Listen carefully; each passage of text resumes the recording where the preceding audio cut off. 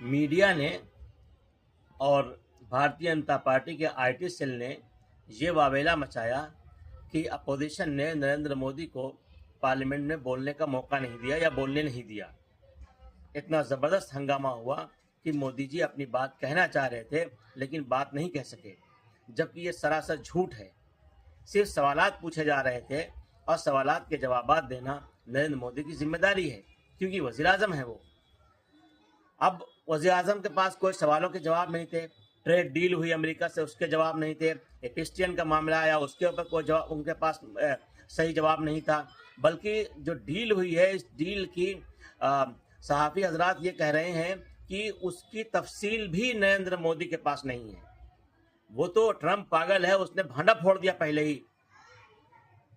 तो इनके पास कोई जवाब नहीं है, भाग खड़े हुए।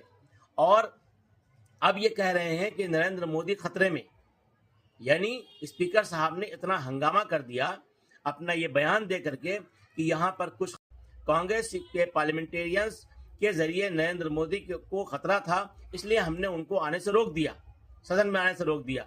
हाउस में आने से उनको रोका क्यों गया? इसलिए कि जवाबात नहीं थे उनके पास सवालात के।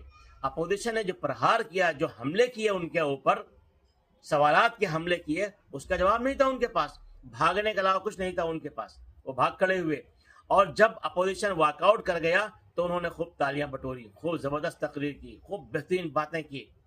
अपनों में बैठ के अपने आप मियाँ मिट्ठू मियाँ मिट्ठू बन रहे थे।